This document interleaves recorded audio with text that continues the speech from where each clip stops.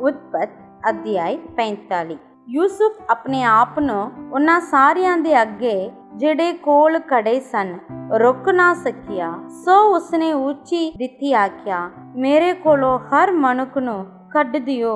ਅਤੇ ਜਦ ਕੋਈ ਮਨੁੱਖ ਕੋਲ ਖੜਾ ਨਾ ਰਿਹਾ ਤਾਂ ਯੂਸੁਫ ਨੇ ਆਪਣੇ ਆਪ ਨੂੰ ਆਪਣੇ ਭਰਾਵਾਂ ਉੱਤੇ ਪ੍ਰਗਟ ਕਰ ਦਿੱਤਾ ਔਰ ਉੱਚੀ ਉੱਚੀ ਰੋਇਆ। ਤਾਂ ਮਿਸਰੀਆਂ ਨੇ ਸੁਣਿਆ ਔਰ ਫਿਰੌਨ ਦੇ ਘਰਾਣੇ ਨੇ ਵੀ ਸੁਣਿਆ। ਯੂਸੁਫ ਨੇ ਆਪਣੇ ਭਰਾਵਾਂ ਨੂੰ ਆਖਿਆ, ਮੈਂ ਯੂਸੁਫ ਹਾਂ ਕਿ ਮੇਰਾ ਪਿਤਾ ਅਜੇ ਜਿਉਂਦਾ ਹੈ। ਪਰ ਉਸਦੇ ਭਰਾ ਉਸਨੂੰ ਉੱਤਰ ਨਾ ਦੇ ਸਕੇ ਕਿਉਂ ਜੋ ਉਸਦੇ ਅੱਗੇ ਘਾਬਰ ਗਏ। ਯੂਸੁਫ ਨੇ ਆਪਣੇ ਭਰਾਵਾਂ ਨੂੰ ਆਖਿਆ, ਮੇਰੇ ਨੇੜੇ ਆਵੋ।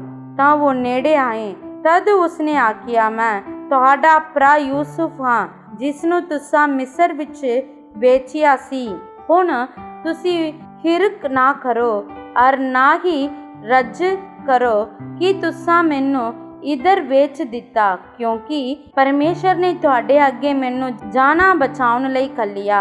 ਇਨ੍ਹਾਂ 2 ਵਰ੍ਹਿਆਂ ਤੋਂ ਧਰਤੀ ਉੱਤੇ ਕਾਲ ਹੈ ਅਤੇ 5 ਵਰ੍ਹੇ ਹੋਰ ਹਨ ਜਿਨ੍ਹਾਂ ਵਿੱਚ ਨਾ ਵਾਹੀ ਤੇ ਨਾ ਵਾਢੀ ਹੋਵੇਗੀ। ਸੋ ਪਰਮੇਸ਼ਰ ਨੇ ਮੈਨੂੰ ਤੁਹਾਡੇ ਅੱਗੇ ਘੱਲਿਆ ਤਾਂ ਜੋ ਤੁਹਾਡਾ ਬਕੀਆ ਧਰਤੀ ਉੱਤੇ ਬਚਿਆ ਰਹੇ ਔਰ ਤੁਹਾਨੂੰ ਵੱਡੇ ਬਚਾਅ ਨਾਲ ਜਿਉਂਦਾ ਰੱਖੇ।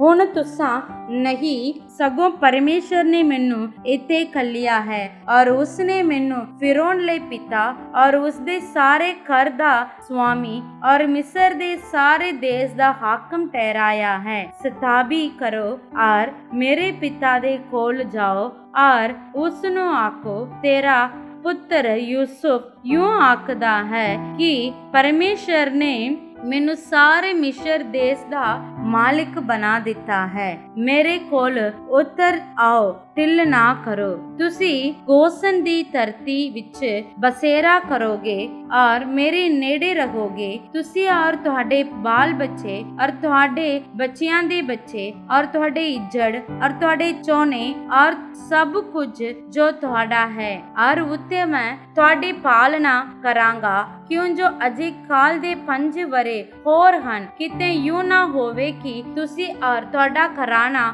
ਔਰ ਤੁਹਾਡੇ ਸੰਗੀ ਕੰਗਾਲ ਹੋ ਜਾਓ। ਅਤੇ ਵੇਖੋ, ਤੁਹਾਡੀਆਂ ਅੱਖਾਂ ਔਰ ਮੇਰਾ ਭਰਾ ਬੈਨਯਾਮੀਨ ਦੀਆਂ ਅੱਖਾਂ ਵੇਖਦੀਆਂ ਹਨ ਕਿ ਇਹ ਮੇਰਾ ਹੀ ਮੂੰਹ ਹੈ ਜੋ ਤੁਹਾਡੇ ਨਾਲ ਬੋਲਦਾ ਹੈ। ਅਤੇ ਤੁਸੀਂ ਮੇਰਾ ਸਾਰਾ ਪ੍ਰਤਾਪ ਜਿਹੜਾ ਮਿਸਰ ਵਿੱਚ ਹੈ ਔਰ ਜੋ ਕੁਝ ਤੁਸਾਂ ਡਿਠਾ ਹੈ ਮੇਰੇ ਪਿਤਾ ਨੂੰ ਦੱਸਿਓ ਔਰ ਤੁਸੀਂ ਚੇਤਾ ਕਰਿਓ ਔਰ ਮੇਰੇ ਪਿਤਾ ਨੂੰ ਇੱਥੇ ਲੈ ਆਓ। ਤਾਂ ਉਹ ਆਪਣੇ ਭਰਾ ਬੈਨਯਾਮੀਨ ਦੇ ਗਲ ਲੱਗ ਕੇ ਰੋਇਆ ਅਤੇ ਬੈਨਯਾਮੀਨ ਉਸ ਦੇ ਗਲ ਲੱਗ ਕੇ ਰੋਇਆ। ਫਿਰ ਉਸ ਆਪਣੇ ਸਾਰਿਆਂ ਭਰਾਵਾਂ ਨੂੰ ਚੁੰਮਿਆ ਅਤੇ ਉਹਨਾਂ ਨਾਲ ਰੋਇਆ ਔਰ ਇਸ ਦੇ ਪਿੱਛੋਂ ਉਸਦੇ ਭਰਾਵਾਂ ਨੇ ਉਹਦੇ ਨਾਲ ਗੱਲਾਂ ਕੀਤੀਆਂ। ਇਹ ਖਬਰ ਫਿਰੌਨ ਦੇ ਘਰ ਸੁਣੀ ਗਈ ਕਿ ਯੂਸੁਫ ਦੇ ਭਰਾ ਆਏ ਹਨ ਅਤੇ ਇਹ ਖਬਰ ਫਿਰੌਨ ਨੂੰ ਔਰ ਉਸਦੇ ਪਹਿਲਵਾਨਾਂ ਨੂੰ ਚੰਗੀ ਲੱਗੀ। ਤਾਂ ਫਿਰੌਨ ਨੇ ਯੂਸੁਫ ਨੂੰ ਆਖਿਆ ਕਿ ਆਪਣੇ ਭਰਾਵਾਂ ਨੂੰ ਆਖ ਪਈ, ਇਹ ਕਰੋ, ਆਪਣੇ ਜਾਨਵਰ ਲੱਦੋ ਔਰ ਕਨਾਨ ਦੇ ਦੇਸ਼ ਵਿੱਚ ਜਾ ਵੜੋ ਅਤੇ ਆਪਣੇ ਪਿਤਾ ਅਤੇ ਆਪਣੇ ਘਰਾਣੇ ਨੂੰ ਲੈ ਕੇ ਮੇਰੇ ਕੋਲ ਆ ਜਾਓ ਔਰ ਮੈਂ ਤੁਹਾਨੂੰ ਮਿਸਰ ਦੇਸ਼ ਦੇ ਪਦਾਰਥ ਦੇਵਾਂਗਾ ਔਰ ਤੁਸੀਂ ਦੇਸ਼ ਦੀ ਚਿਕਨਾਈ ਖਾਓਗੇ।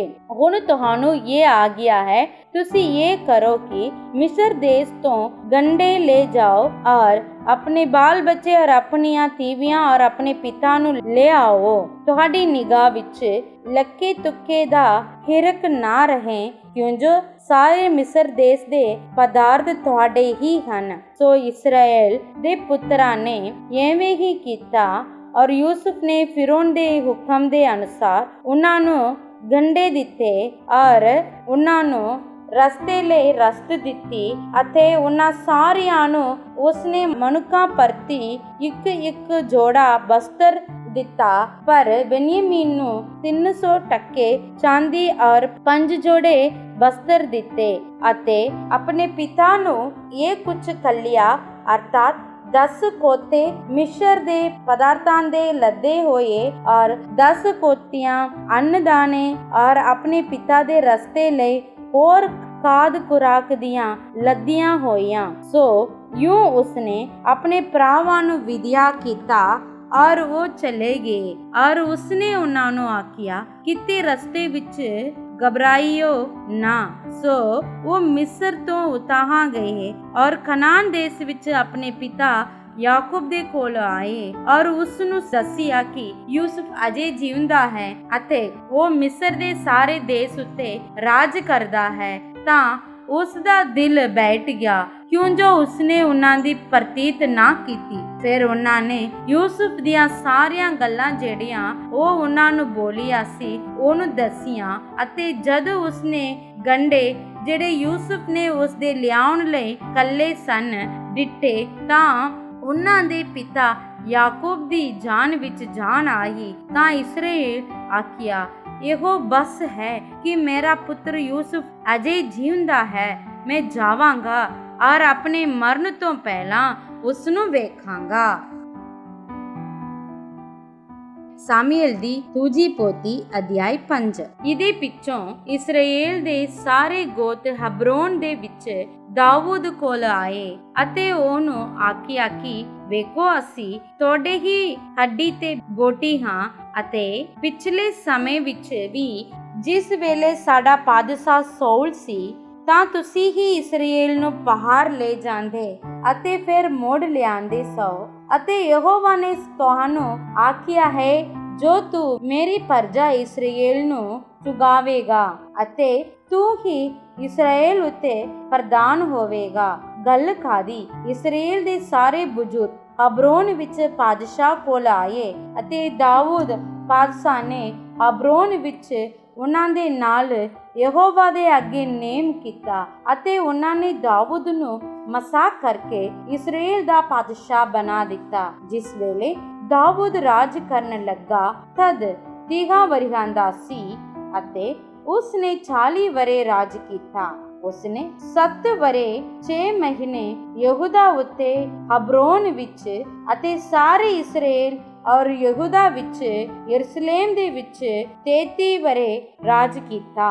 ਫਿਰ ਬਾਦਸ਼ਾਹ ਆਪਣੀਆਂ ਮਨਕਾਂ ਸਣੇ ਯਰੂਸ਼ਲਮ ਨੂੰ ਯਬੂਸੀਆਂ ਕੋਲ ਗਿਆ ਜੋ ਉਸ ਦੇਸ਼ ਦੇ ਵਾਸੀ ਸਨ। ਉਹਨਾਂ ਨੇ ਦਾਊਦ ਨੂੰ ਆਖਿਆ ਸੀ, ਭਾਈ ਤੂੰ ਇੱਥੇ ਨਾ ਵੜੇਗਾ, ਪਰੰਤੂ ਅੰਨੇ ਅਤੇ ਲੰਗੜੇ ਤੈਨੂੰ ਰੋਕਣਗੇ। ਅਤੇ ਉਹਨਾਂ ਨੇ ਸਮਝਿਆ ਪਏ ਦਾਊਦ ਇੱਥੇ ਨਹੀਂ ਵੜ ਸਕੇਗਾ। ਪਰ ਦਾਊਦ ਨੇ ਸਿਯੋਨ ਦਾ ਕੋਟ ਲੈ ਲਿਆ ਅਤੇ ਉਹ ਦਾਊਦ ਦਾ ਸ਼ਹਿਰ ਬਣਿਆ। ਅਤੇ ਉਸ ਦਿਨ ਦਾਊਦ ਨੇ ਆਖਿਆ ਸੀ, ਭਾਈ ਜਿਹੜਾ ਕੋਈ ਯਬੂਸੀਆਂ ਅਤੇ ਲੰਗੜਿਆਂ ਅਤੇ ਅੰਨਿਆਂ ਨੂੰ ਜੋ ਦਾਊਦ ਦੇ ਪ੍ਰਾਣਾਂ ਦੇ ਵੈਰੀ ਹਨ ਮਾਰਨਾ ਚਾਹੇ ਉਹ ਪਰਨਾਲੇ ਵਿੱਚੋਂ ਦੀ ਲੰਘੇ। ਇਸੇ ਲਈ ਇਹ ਕਹਾਵਤ ਤੁਰ ਪਈ ਕਿ ਅੰਨਿਆਂ ਅਤੇ ਲੰਗੜਿਆਂ ਦੇ ਹੁੰਦਿਆਂ ਉਹ ਭਵਨ ਵਿੱਚ ਨਹੀਂ ਵੜੇਗਾ। ਤਾਂ ਦਾਊਦ ਕੋਟ ਵਿੱਚ ਰਿਹਾ ਅਤੇ ਉਸਨੇ ਉਹਦਾ ਨਾਮ ਦਾਊਦ ਦਾ ਸ਼ਹਿਰ ਧਰਿਆ। ਅਤੇ ਦਾਊਦ ਨੇ ਮਿਲੋ ਦੇ ਆਲੇ ਦੁਆਲੇ ਔਰ ਉਹਦੇ ਅੰਦਰ ਮਕਾਨ ਬਣਾਏ। ਦਾਊਦ ਵੱਧਦਾ ਚੱਲਿਆ ਗਿਆ ਔਰ ਯਹੋਵਾ ਸੈਨਾ ਦਾ ਪਰਮੇਸ਼ਰ ਉਹਦੇ ਅੰਗ ਸੰਗ ਸੀ। ਤਦ ਸੋਰ ਦੇ ਬਾਦਸ਼ਾਹ ਹੀਰਾਮ ਦੇ ਹਲਕਾਰੇ ਅਤੇ ਤਿਆਰ ਕੀਤੀ ਲੱਕੜ ਅਤੇ ਤਖਾਣ ਅਤੇ ਪੱਥਰ ਕੱਢਣ ਵਾਲੇ ਦਾਊਦ ਕੋਲ ਕੱਲੇ ਔਰ ਉਹਨਾਂ ਨੇ ਦਾਊਦ ਦੇ ਲਈ ਮਹਿਲ ਬਣਾਇਆ। ਤਾਂ ਦਾਊਦ ਠੀਕ ਜਾਣਦਾ ਸੀ ਜੋ ਯਹੋਵਾ ਨੇ ਮੈਨੂੰ ਇਸਰਾਏਲ ਦਾ ਬਾਦਸ਼ਾਹ ਬਣਾ ਦਿੱਤਾ ਹੈ ਅਤੇ ਉਸਨੇ ਮੇਰੇ ਰਾਜ ਨੂੰ ਆਪਣੇ ਪ੍ਰਜਾ ਇਸਰਾਏਲ ਦੇ ਲਈ ਹੀ ਵਧਾਇਆ ਸੀ। ਸੋ ਦਾਊਦ ਨੇ ਹਬਰੋਨ ਤੋਂ ਆ ਕੇ ਯਰੂਸ਼ਲਮ ਵਿੱਚ ਹੋਰ ਸੁਰੀਤਾਂ ਅਤੇ ਇਸਤਰੀਆਂ ਵਿਆਹੀਆਂ ਅਤੇ ਦਾਊਦ ਤੋਂ ਪੁੱਤਰ ਧੀਆਂ ਵੀ ਹੋਰ ਜੰਮੇ। ਅਤੇ ਉਹਨਾਂ ਪੁੱਤਰਾਂ ਦੇ ਨਾਮ ਜੋ ਯਰੂਸ਼ਲਮ ਵਿੱਚ ਜੰਮੇ ਇਹ ਸਨ, ਸਮੂਆ, ਸੋਬਾਬ, ਨਾਥਾਨ ਔਰ ਸੁਲੇਮਾਨ, ਇਬਰਾ, ਅਲੀਸ਼ੂਆ, ਨਫਗ ਅਤੇ ਯਾਫੀਆ, ਅਲੀਸ਼ਾਮਾ, ਅਲੀਆਦਾ ਅਤੇ ਅਲੀਫਾਲਤ। ਜਾਂ ਫਲਿਸਤੀਆਂ ਨੇ ਸੁਣਿਆ ਜੋ ਉਹਨਾਂ ਦਾਊਦ ਨੂੰ ਮਸਾ ਕਰਕੇ ਇਸਰਾਏਲ ਦਾ ਬਾਦਸ਼ਾਹ ਬਣਾਇਆ ਹੈ, ਤਦ ਸਾਰਿਆਂ ਫਲਿਸਤੀਆਂ ਨੇ ਦਾਊਦ ਦੇ ਲੱਭਣ ਲਈ ਚੜਾਈ ਕੀਤੀ ਅਤੇ ਦਾਊਦ ਨੇ ਸੁਣਿਆ ਸੋ ਉਹ ਕੋਟ ਵਿੱਚ ਲਹਿ ਗਿਆ ਅਤੇ ਫਲਿਸਤੀ ਆਏ ਔਰ ਰਫਾਈਆਂ ਦੀ ਦੂਣ ਵਿੱਚ ਗਿੰਡ ਗਏ। ਤਦ ਦਾਊਦ ਨੇ ਯਹੋਵਾ ਕੋਲੋਂ ਮੱਥਾ ਪੁੱਛਿਆ, ਭਲਾ ਮੈਂ ਫਲਿਸਤੀਆਂ ਉੱਤੇ ਚੜਾਈ ਕਰਾਂ? ਕੀ ਤੂੰ ਉਹਨਾਂ ਨੂੰ ਮੇਰੇ ਹੱਥ ਸੌਂਪ ਦੇਵੇਗਾ? ਯਹੋਵਾ ਨੇ ਦਾਊਦ ਨੂੰ ਆਖਿਆ, ਚੜਾਈ ਕਰ ਕਿ ਜੋ ਨਿਸੰਗ ਮੈਂ ਫਲਿਸਤੀਆਂ ਨੂੰ ਤੇਰੇ ਹੱਥ ਸੌਂਪਾਂਗਾ। ਸੋ ਦਾਊਦ ਬਾਲ ਪਰਾਸੀਮ ਵਿੱਚ ਆਇਆ ਅਤੇ ਉੱਤੇ ਦਾਊਦ ਨੇ ਉਹਨਾਂ ਨੂੰ ਮਾਰਿਆ ਅਤੇ ਆਖਿਆ, ਯਹੋਵਾ ਨੇ ਮੇਰੇ ਸਾਹਮਣੇ ਮੇਰੇ ਵੇਰੀਆਂ ਦੇ ਯੂੰ ਢਹਿ ਪਿਆ ਜਿਵੇਂ ਮੋਗੇ ਵਿੱਚੋਂ ਪਾਣੀ ਰੋੜ ਲੈ ਜਾਂਦਾ ਹੈ। ਇਸ ਲਈ ਉਸਨੇ ਉਸ ਥਾਂ ਦਾ ਨਾਮ ਬਾਲ ਪਰਾਸੀਮ ਧਰਿਆ। ਉਹਨਾਂ ਨੇ ਆਪਣੀਆਂ ਮੂਰਤਾਂ ਨੂੰ ਉੱਤੇ ਛੱਡਿਆ। ਸੋ ਦਾਊਦ ਅਤੇ ਉਸਦੇ ਲੋਕਾਂ ਨੇ ਉਹਨਾਂ ਨੂੰ ਚੁੱਕ ਲਿਆ। ਫਿਲਿਸਤੀ ਫਿਰ ਚੜੇ ਅਤੇ ਰਫਾਇਮ ਦੇ ਦੂਣ ਵਿੱਚ ਗਿੰਡ ਗਏ। ਸੋ ਦਾਊਦ ਨੇ ਯਹੋਵਾ ਕੋਲੋਂ ਫਿਰ ਸਲਾਹ ਪੁੱਛੀ ਅਤੇ ਉਸਨੇ ਆਖਿਆ, ਤੂੰ ਚੜਾਈ ਨਾ ਕਰ, ਪਰ ਮਗਰ ਹੋ ਕੇ ਉਹਨਾਂ ਨੂੰ ਘੇਰਾ ਪਾ ਅਤੇ ਤੂਤਾਂ ਦੀ ਬਿਰਛਾਂ ਦੇ ਸਾਹਮਣੇ ਹੋ ਕੇ ਉਹਨਾਂ ਉੱਤੇ ਹੱਲਾ ਕਰ ਅਤੇ ਅਜਿਹਾ ਹੋਵੇ ਭਈ ਜਿਸ ਵੇਲੇ ਤੂੰ ਤੂਤਾਂ ਦੇ ਬਿਰਛਾਂ ਦੀਆਂ ਉਤਲੀਆਂ ਟਹਿਣੀਆਂ ਵਿੱਚ ਤੁਰਨ ਦਾ ਖੜਕਾ ਸੁਣੇ ਤਾਂ ਸੁਚੇਤ ਹੋ, ਕਿਉਂ ਜੋ ਉਸ ਵੇਲੇ ਯਹੋਵਾ ਤੇਰੇ ਅੱਗੇ ਅੱਗੇ ਤੁਰ ਕੇ ਫਿਲਿਸਤੀਆਂ ਦੇ ਦਲ ਨੂੰ ਮਾਰੇਗਾ। ਸੋ ਜਿਵੇਂ ਯਹੋਵਾ ਨੇ ਉਹਨੂੰ ਹੁਕਮ ਦਿੱਤਾ ਸੀ, ਦਾਊਦ ਨੇ ਤਿਵੇਂ ਹੀ ਕੀਤਾ ਅਤੇ ਫਿਲਿਸਤੀਆਂ ਨੂੰ ਗਬਾ ਤੋਂ ਲੈ ਕੇ ਗਜ਼ਰ ਵਿੱਚ ਅਪੜਨ ਤੱਕ ਮਾਰਿਆ। ਜਬਰਾਂ ਦੀ ਪੋਥੀ ਅਧਿਆਇ 16। हे परमेश्वर मेरी रक्षा कर, क्यों जो मैं तेरी ही शरण आया हाँ। मैं यहोवा ਨੂੰ ਆਖਿਆ ਹੈ ਕਿ ਤੂੰ ਹੀ ਮੇਰਾ ਪ੍ਰਭੂ ਹੈ, ਤੇਤੋਂ ਪਰੇ ਮੇਰੀ ਕਿਤੇ ਭਲਾਈ ਨਹੀਂ। ਸੱਤ ਜਿਹੜੇ ਧਰਤੀ ਉੱਤੇ ਹਨ ਅਤੇ ਪਤਵੰਤ ਉਹਨਾਂ ਵਿੱਚ ਮੇਰੀ ਖੁਸ਼ੀ ਪੂਰੀ ਹੈ। ਜਿਹੜੀ ਤੂਜੇ ਦੇ ਮਗਰ ਭੱਜੇ ਹਨ ਉਹਨਾਂ ਦੇ ਗਮ ਵੱਧ ਜਾਣਗੇ। ਮੈਂ ਉਹਨਾਂ ਦੀਆਂ ਲਹੂ ਵਾਲੀਆਂ ਪੈਂਟਾਂ ਨਹੀਂ ਡੋਲਾਂਗਾ ਅਤੇ ਨਾ ਆਪਣੇ ਬੁੱਲਾਂ ਤੇ ਉਹਨਾਂ ਦੇ ਨਾਉ ਲਿਆਵਾਂਗਾ। ਯਹੋਵਾ ਮੇਰੇ ਵਿਰਸੇ ਦਾ ਔਰ ਮੇਰੇ ਕਟੋਰੇ ਦਾ ਬਾਗ ਹੈ। ਤੂੰ ਮੇਰੇ ਹਿੱਸੇ ਦਾ ਰਖਵਾਲਾ ਹੈ। ਮਨ ਪਾਉਂਦੇ ਥਾਵਾਂ ਵਿੱਚ ਮੇਰੇ ਲਈ ਜ਼ਰੀਬ ਪਈ। ਮੈਨੂੰ ਤਾਂ ਬਹੁਤ ਚੰਗਾ ਅਧਿਕਾਰ ਮਿਲਿਆ ਹੈ। ਮੈਂ ਯਹੋਵਾ ਨੂੰ ਮੁਬਾਰਕ ਆਖਾਂਗਾ ਜਿਸ ਨੇ ਮੈਨੂੰ ਸਲਾਹ ਦਿੱਤੀ ਹੈ। ਰਾਤ ਦੇ ਵੇਲੇ ਮੇਰੇ ਗੁਰਦੇ ਮੈਨੂੰ ਸਿਖਲਾਉਂਦੇ ਹਨ। ਮੈਂ ਸਦਾ ਹੀ ਯਹੋਵਾ ਨੂੰ ਆਪਣੇ ਅੱਗੇ ਰੱਖਿਆ ਹੈ। ਉਹ ਮੇਰੇ ਸੱਜੇ ਪਾਸੇ ਜੋ ਹੈ, ਜਿਸ ਲਈ ਮੈਂ ਨਾ ਡੋਲਾਂਗਾ। ਇਸ ਕਰਕੇ ਮੇਰਾ ਦਿਲ ਆਨੰਦ ਹੋਇਆ ਅਤੇ ਮੇਰੀ ਰੂਹ ਨਿਹਾਲ ਹੋਈ। ਮੇਰਾ ਸਰੀਰ ਵੀ ਚੈਨ ਵਿੱਚ ਵਸੇਗਾ, ਕਿਉਂ ਜੋ ਤੂੰ ਮੇਰੀ ਜਾਨ ਨੂੰ ਪਤਾਲ ਵਿੱਚ ਨਾ ਛੱਡੇਗਾ, ਨਾ ਆਪਣੇ ਪਵਿੱਤਰ ਪੁਰਖ ਨੂੰ ਗੌਰ ਵੇਖਣ ਦੇਵੇਗਾ। ਤੂੰ ਮੈਨੂੰ ਜੀਵਨ ਦਾ ਮਾਰਗ ਵਿਖਾਵੇਗਾ। ਤੇਰੇ ਹਜ਼ੂਰ ਆਨੰਦ ਦੀ ਭਰਪੂਰੀ ਹੈ। ਤੇਰੇ ਸੱਜੇ ਹੱਥ ਸਦਾ ਖੁਸ਼ੀਆਂ ਹੁੰਦੀਆਂ ਹਨ। ਮਰਕੁਸ ਦੀ ਇੰਜਿਲ ਅਧਿਆਇ 6।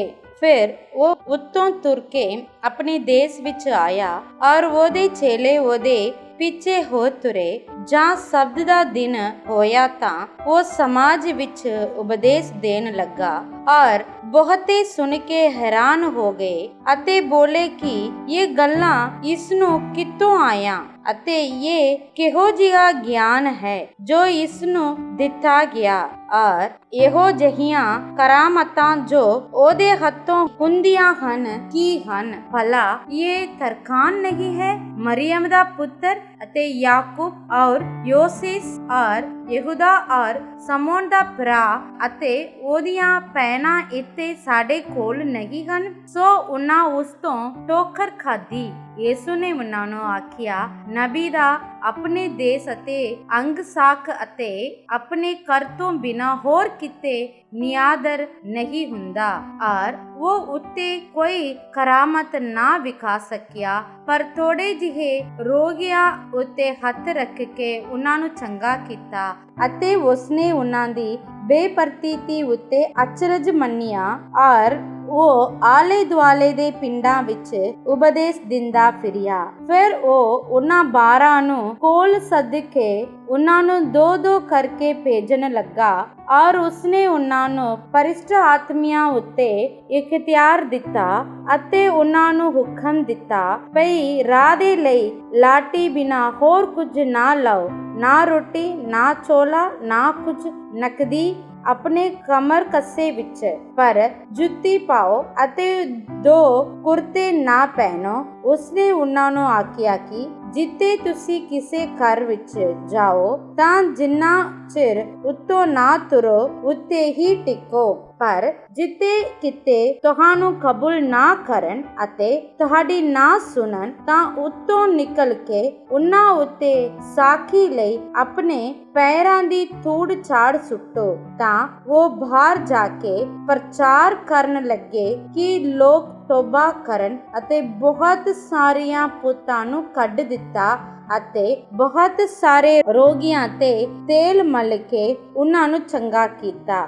ਰਾਜਾ ਹੈਰੋਦਸ ਨੇ ਸੁਣਿਆ ਕਿਉਂ ਜੋ ਉਹਦਾ ਨਾਮ ਬਹੁਤ ਉਜਾਗਰ ਹੋ ਗਿਆ ਸੀ, ਤਾਂ ਉਸਨੇ ਆਖਿਆ, ਯੂਹੰਨਾ ਬਪਤਿਸਮਾ ਦੇਣ ਵਾਲਾ ਮੁਰਦਿਆਂ ਵਿੱਚੋਂ ਜੀ ਉੱਠਿਆ ਹੈ ਅਤੇ ਇਸੇ ਲਈ ਇਹ ਸ਼ਕਤੀਆਂ ਉਹਦੇ ਵਿੱਚ ਕੰਮ ਕਰ ਰਹੀਆਂ ਹਨ। ਹੋਰਨਾਂ ਆਖਿਆ ਜੋ ਏਲੀਆ ਹੈ, ਅਤੇ ਦੂਜਿਆਂ ਨੇ ਕਿਹਾ ਕਿ ਇਹ ਨਬੀ ਹੈ, ਹੋਰਨਾਂ ਨਬੀਆਂ ਵਰਗਾ। ਪਰ ਹੈਰੋਦਸ ਨੇ ਸੁਣ ਕੀ ਕਿਹਾ, ਯੂਹੰਨਾ ਜਿਹਦਾ ਸਿਰ ਮੈਂ ਵਡਵਾਇਆ ਸੀ ਉਹ ਜੀ ਉੱਠਿਆ ਹੈ। ਕਿਉਂਕਿ ਹੈਰੋਦਸ ਨੇ ਆਪਣੀ ਭਾਈ ਫਿਲਿਪੁਸ ਦੀ ਧੀ ਹੈਰੋਦੀਆਸ ਦੇ ਕਾਰਨ, ਜਿਹਨੂੰ ਉਸਨੇ ਵਿਆਹ ਲਿਆ ਸੀ, ਆਪੇ ਲੋਕਾਂ ਨੂੰ ਭੇਜ ਕੇ ਯੂਹੰਨਾ ਨੂੰ ਫੜਵਾਇਆ ਅਤੇ ਉਹਨੂੰ ਕੈਦਖਾਨੇ ਵਿੱਚ ਬੰਦ ਕੀਤਾ।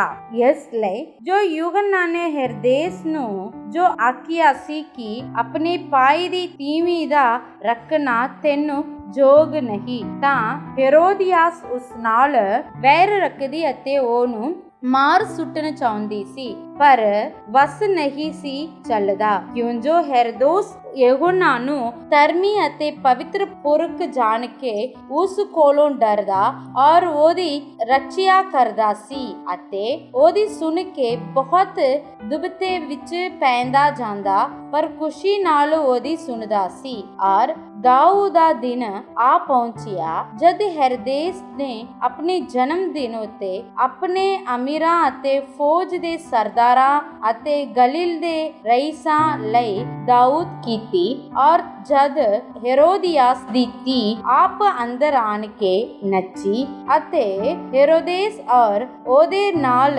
ਬੈਠਣ ਵਾਲਿਆਂ ਨੂੰ ਰਚਾਇਆ, ਤਦ ਰਾਜਾ ਨੇ ਉਸ ਕੁੜੀ ਨੂੰ ਕਿਹਾ, ਜੋ ਤੂੰ ਚਾਹੇ ਸੋ ਮੈਥੋਂ ਮੰਗ ਤਾਂ ਮੈਂ ਤੈਨੂੰ ਦਿਆਂਗਾ। ਪਰ ਉਹਦੇ ਅੱਗੇ ਸੋ ਖਾਦੀ ਭਈ ਜੋ ਕੁਝ ਤੂੰ ਮੈਥੋਂ ਮੰਗੇ ਮੈਂ ਆਪਣੇ ਅੱਧੇ ਰਾਜ ਤਿੱਕਰ ਵੀ ਤੈਨੂੰ ਦਿਆਂਗਾ। ਤਦ ਉਸਨੇ ਬਾਹਰ ਜਾ ਕੇ ਆਪਣੀ ਮਾਂ ਨੂੰ ਕਿਹਾ, ਮੈਂ ਕੀ ਮੰਗਾ? ਉਹ ਬੋਲੀ, ਯੂਹੰਨਾ ਬਪਤਿਸਮਾ ਦੇਣ ਵਾਲੇ ਦਾ ਸਿਰ। ਤਦ ਉਹ ਫੁਰਤੀ ਨਾਲ ਉਸੇ ਵੇਲੇ ਰਾਜਾ ਦੇ ਕੋਲ ਫਿਰ ਅੰਦਰ ਗਈ ਅਤੇ ਅਰਜ਼ ਕਰਕੇ ਕਿਹਾ, ਮੈਂ ਇਹ ਚਾਹੁੰਦੀ ਹਾਂ ਜੋ ਤੁਸੀਂ ਇੱਕ ਤਾਲ ਵਿੱਚ ਯੂਹੰਨਾ ਬਪਤਿਸਮਾ ਦੇਣ ਵਾਲੇ ਦਾ ਸਿਰ ਮੈਨੂੰ ਹੁਣੇ ਦੇ ਦਿਓ। ਤਦ ਰਾਜਾ ਬਹੁਤ ਉਦਾਸ ਹੋਇਆ, ਪਰ ਉਹਨੇ ਆਪਣੇ ਸੋ ਅਤੇ ਨਾਲ ਬੈਠਣ ਵਾਲਿਆਂ ਦੀ ਖਾਤਰ ਉਸ ਨੂੰ ਨਾ ਕਰਨੀ ਨਾ ਚਾਹੀ। ਤਾਂ ਰਾਜਾ ਨੇ ਝਟ ਇੱਕ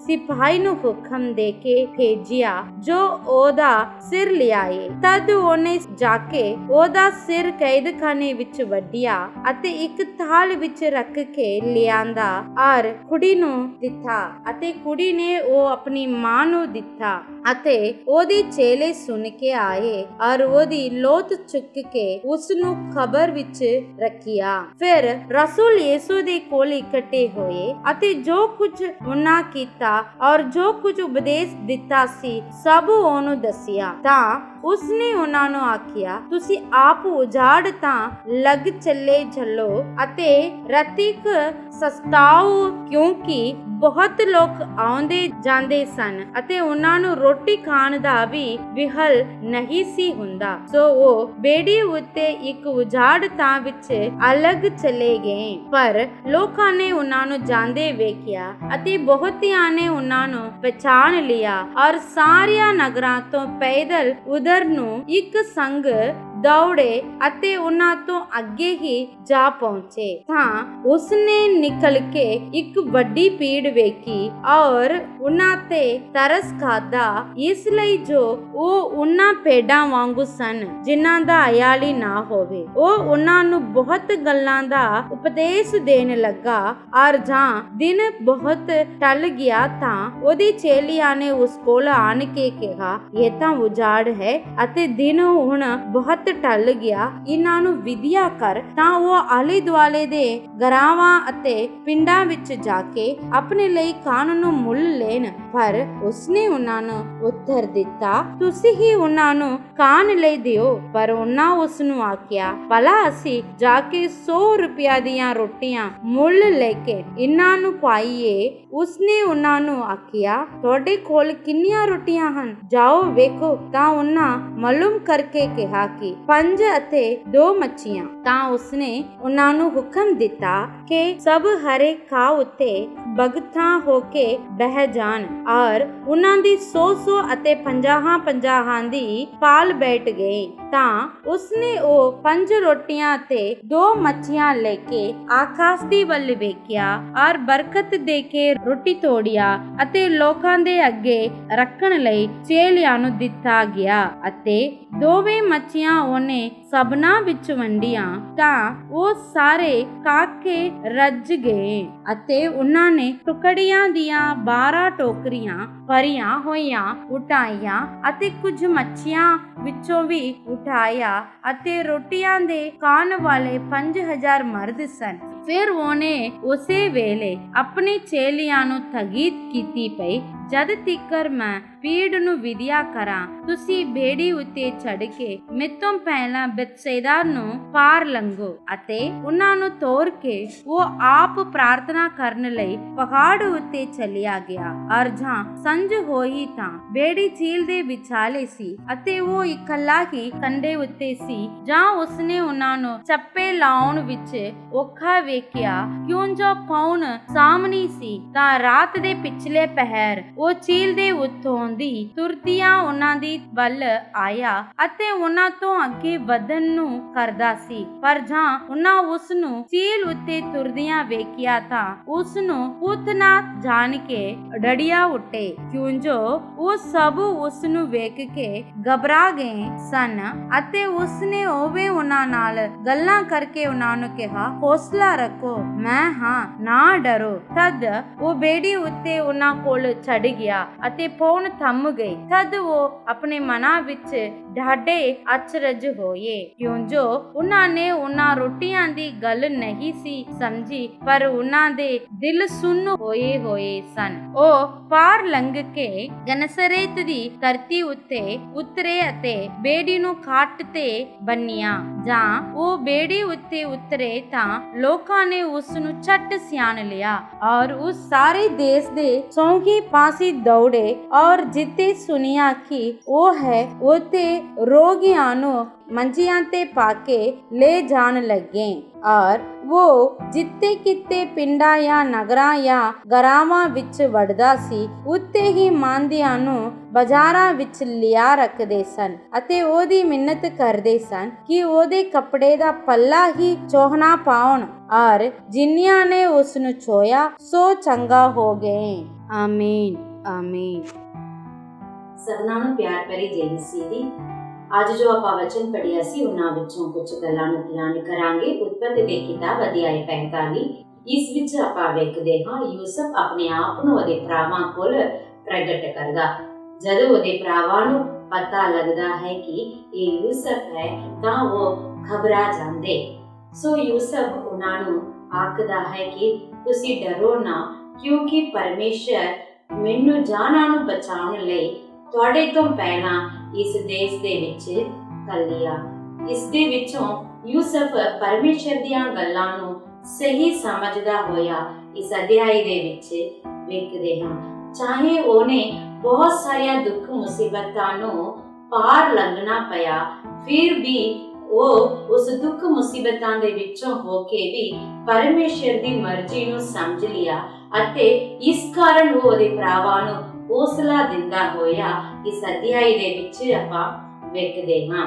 ਇਸੇ ਪ੍ਰਕਾਰ ਦੂਸਰੇ ਸਮੂਏਲ ਦੀ ਪੁਸਤਕ ਅਧਿਆਇ 5 ਦੇ ਵਿੱਚ ਵੇਖਦੇ ਹਾਂ ਦਾਊਦ ਸਾਰੇ ਜਵਾਨ ਦੇ ਵਿੱਚ ਦੁੱਖ ਮੁਸੀਬਤ ਚੱਲਿਆ, ਫਿਰ ਵੀ ਪਰਮੇਸ਼ਰ ਨੇ ਉਹਨੂੰ ਰਾਜਗਦੀ ਇਸਰਾਏਲ ਉੱਤੇ ਦਿੱਤਾ।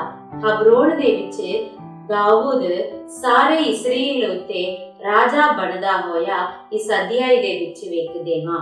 ਔਰ ਇਸ ਅਧਿਆਇ ਦੇ ਵਿੱਚ ਇਸ ਪ੍ਰਕਾਰ ਲਿਖਿਆ ਹੋਇਆ ਹੈ ਕਿ ਦਾਊਦ ਵੱਧਦਾ ਗਿਆ ਅਤੇ ਵੱਧਦਾ ਗਿਆ, ਉਹਦੇ ਨਾਲ ਪਰਮੇਸ਼ਰ ਅੰਗ ਸੰਗ ਰਿਹਾ ਅਤੇ ਬਥੇਰੇ ਰਾਜਾਵਾਂ ਵੀ ਉਹਦੇ ਸਨਮੁਖ ਡਰਦੇ ਸੀ ਅਤੇ ਉਹ ਸੀਯੋਨ ਨੂੰ ਆਪਦਾ ਕੋਟ ਬਣਾਇਆ ਅਤੇ ਉਹ ਇਸ ਪ੍ਰਕਾਰ ਵਧਿਆ ਗਿਆ ਅਤੇ ਫਿਲਿਸਤੀਆਂ ਨੂੰ ਉਹ ਮਾਰਦਾ ਹੋਇਆ, ਨਾਸ ਕਰਦਾ ਹੋਇਆ ਇਸ ਅਧਿਆਇ ਦੇ ਵਿੱਚ ਵੇਖਦੇ ਹਾਂ। ਦਾਊਦ ਵੀ ਦੁੱਖ ਚੱਲਦਾ ਸੀ, ਆਖਰੀ ਦੇ ਵਿੱਚ ਉਹ ਪ੍ਰਭੂ ਵੱਲੋਂ ਬਹੁਤ ਵੱਡੀ ਪਦਵੀ ਨੂੰ, ਉੱਚੀ ਥਾਂ ਨੂੰ ਪਾਉਂਦਾ ਹੋਇਆ ਇਸ ਅਧਿਆਇ ਦੇ ਵਿੱਚ ਵੇਖਦੇ ਹਾਂ। ਤਾਂ ਦਾਊਦ ਜ਼ਬੂਰ 16 ਦੇ ਵਿੱਚ ਲਿਖਦਾ कि जो भी भलाई में पाया वो तेरे कारण पाया प्रभु, तेरे बिना मेरे नाल कोई भलाई नहीं होना। तूने कितों मैनू लेके किते ले आके बिठाया, बतेरे वेरियां तो मेरे जान नू तूने बचाया करके इस जबूर दे विच लिखदा होया आपां वेखदे हां। इसे प्रकार प्रभु यीशु मसीह भी ਮਰਕੁਸ ਦੀ ਇੰਜੀਲ ਦੇ ਵਿੱਚ ਆਪਣੇ ਚੇਲਿਆਂ ਨੂੰ ਦੋ ਕਰਕੇ ਸੇਵਕਾਈ ਦੇ ਵਿੱਚ ਭੇਜਦਾ ਅਤੇ ਆਖਦਾ ਤੁਸੀਂ ਸੇਵਕਾਈ ਲਈ ਜਾਣ ਵੇਲੇ ਤੁਹਾਡੇ ਆਪਦੇ ਲੋੜ ਜ਼ਰੂਰਤਾਂ ਦੇ ਲਈ ਚਿੰਤਾ ਨਾ ਕਰੋ ਅਤੇ ਤੁਸੀਂ ਆਪਦੇ ਰਾਹ ਲਈ ਕੁਝ ਵੀ ਨਾ ਲਵੋ, ਕਿਉਂਕਿ ਜਿੱਥੇ ਕਿਤੇ ਤੁਸੀਂ ਜਾ ਰਹੇ ਹੋ ਉੱਥੇ ਤੁਹਾਡੇ ਲਈ ਲੋਕਾਂ ਨੂੰ ਕੱਲਾਂਗਾ ਜਿਹੜਾ ਤੁਹਾਡੇ ਵਚਨ ਨੂੰ ਸੁਣਦੇ ਨੇ ਉਹ ਤੁਹਾਡਾ ਬਾਲ ਪੋਸ਼ਣ ਕਰਨਗੇ। ਇਹ ਆਖਦਾ ਹੋਇਆ ਅਤੇ ਪ੍ਰਭੂ ਆਖਦਾ ਜਿਹੜਾ ਤੁਹਾਡੇ ਗੱਲਾਂ ਉੱਤੇ ਵਿਸ਼ਵਾਸ ਨਹੀਂ ਕਰਦਾ ਉਹਨਾਂ ਦੇ ਸੈਰਾਂ ਦੇ ਖਿਲਾਫ, ਉਹਨਾਂ ਦੇ ਘਰ ਦੇ ਖਿਲਾਫ ਤੁਹਾਡੇ ਪੈਰਾਂ ਦੀ ਚੂੜੀ ਨੂੰ ਵੀ ਚਾੜ ਕੇ ਆ ਜਾਓ ਕਰਕੇ ਪ੍ਰਭੂ ਯਿਸੂ ਮਸੀਹ ਹੁਕਮ ਦੇ ਰਿਹਾ ਅਤੇ ਉਹਨਾਂ ਨੂੰ ਆਖਦਾ ਤੁਸੀਂ ਜਾ ਕੇ ਲੋਕਾਂ ਨੂੰ ਤੌਬਾ ਦੇ ਪ੍ਰਚਾਰ ਕਰੋ ਅਤੇ ਪ੍ਰਭੂ ਚਾਹੁੰਦਾ ਹੈ ਕਿ ਲੋਕ ਤੌਬਾ ਕਰਨ ਅਤੇ ਆਪਣੇ ਪਾਪਾਂ ਤੋਂ ਮੁੜਨ ਤਾਂ ਕਿ ਉਹ ਉਸ ਸਿੱਧੇ ਮਾਰਗ ਦੇ ਵਿੱਚ ਚੱਲਣ ਜਿਸ ਮਾਰਗ ਨੂੰ ਯੂਹੰਨਾ ਬਪਤਿਸਮਾ ਵਾਲਾ ਲੋਕਾਂ ਦੇ ਵਿਚਕਾਰ ਪ੍ਰਚਾਰ ਕਰਦਾ ਸੀ। ਪਰ ਉਰੇ ਆਪਾਂ ਵੇਖਦੇ ਹਾਂ ਯੂਹੰਨਾ ਬਪਤਿਸਮਾ ਵਾਲੇ ਨੂੰ ਹੈਰੋਦਸ ਉਹਨੂੰ ਧਰਮੀ ਜਾਣਦੇ ਹੋਏ ਵੀ ਕੁਝ ਮਜਬੂਰੀ ਦੇ ਕਾਰਨ ਉਹਨੂੰ ਮਾਰ ਦਿੰਦਾ ਅਤੇ ਉਹਦੇ ਚੇਲੇ ਉਹਨੂੰ ਦਬਾ ਦਿੰਦੇ ਅਤੇ ਖੁਦ ਹੈਰੋਦਸ ਉਹਨੂੰ ਧਰਮੀ ਆਖਦਾ ਹੋਇਆ ਇਸ ਅਧਿਆਇ ਦੇ ਵਿੱਚ ਵੇਖਦੇ ਹਾਂ। ਇਸੇ ਪ੍ਰਕਾਰ ਪ੍ਰਭੂ ਯਿਸੂ ਮਸੀਹ ਨੂੰ ਵੀ ਹੈਰੋਦਸ ਇਸ ਪ੍ਰਕਾਰ ਸਮਝਦਾ ਹੈ ਕਿ ਇਹ ਯੂਹੰਨਾ ਬਪਤਿਸਮਾ ਵਾਲਾ ਹੈ ਜਿਹਨੂੰ ਮੈਂ ਮਰਵਾ ਸੁੱਟਿਆ ਉਹ ਜੀ ਉੱਠਿਆ ਕਰਕੇ ਵੇਖਦੇ ਹਾਂ। ਪ੍ਰਭੂ ਦੇ ਪਿਆਰਿਓ ਨਾ ਸਾਰੇ ਅਧਿਆਇ ਦੇ ਵਿੱਚੋਂ ਆਪਾਂ ਨੂੰ ਇੱਕ ਗੱਲ ਪਤਾ ਲੱਗਦਾ, ਪ੍ਰਭੂ ਦੀ ਸੇਵਾ ਕਰਨ ਵਾਲੇ, ਪ੍ਰਭੂ ਦੇ ਡਰ ਮੰਨਣ ਵਾਲੇ, ਪ੍ਰਭੂ ਦੀ ਇੱਛਾ ਨੂੰ ਪੂਰੀ ਕਰਨ ਵਾਲੇ ਸਦਾ ਦੁੱਖ ਦੇ ਰਾਹ ਵਿੱਚੋਂ ਲੰਘਦੇ ਨੇ, ਪਰ ਦੁੱਖ ਉਹਨਾਂ ਨੂੰ ਮਿਟਾਉਂਦਾ ਨਹੀਂ, ਸਗੋਂ ਪਰਮੇਸ਼ਰ ਉਹਨਾਂ ਨੂੰ ਬਚਾਉਂਦਾ ਅਤੇ ਇੱਕ ਦਿਨ ਉਹਨਾਂ ਨੂੰ ਉਸ ਮਰਜ਼ੀ ਦੇ ਅਨੁਸਾਰ, ਉਸ ਪਰਮੇਸ਼ਰ ਦੀ ਮਰਜ਼ੀ ਦੇ ਅਨੁਸਾਰ ਉਸ ਤਖਤ ਵੱਲ ਬਿਠਾਉਂਦਾ ਹੈ। ਸੋ ਆਪਣੀ ਜ਼ਿੰਦਗੀ ਦੇ ਵਿੱਚ ਦੁੱਖ ਆਵੇ ਤਾਂ ਆਪਾਂ ਨਾ ਘਬਰਾਏ, ਪਹਿਲਾਂ ਹੀ ਪਰਮੇਸ਼ਰ ਆਪਣੇ ਲਈ ਉਸ ਤਖਤ ਨੂੰ ਤਿਆਰ ਕਰਕੇ ਰੱਖਦਾ ਹੈ, ਉਹ ਜ਼ਰੂਰ ਆਪਾਂ ਨੂੰ ਮਿਲ ਜਾਵੇਗੀ। ਪ੍ਰਭੂ ਤੁਹਾਨੂੰ ਇਹਨਾਂ ਸਾਰੇ ਵਚਨਾਂ ਦੇ ਰਾਹੀਂ ਆਸੀਸ ਦੇਵੇ। ਜੈ ਮਸੀਹ ਦੀ। God bless you.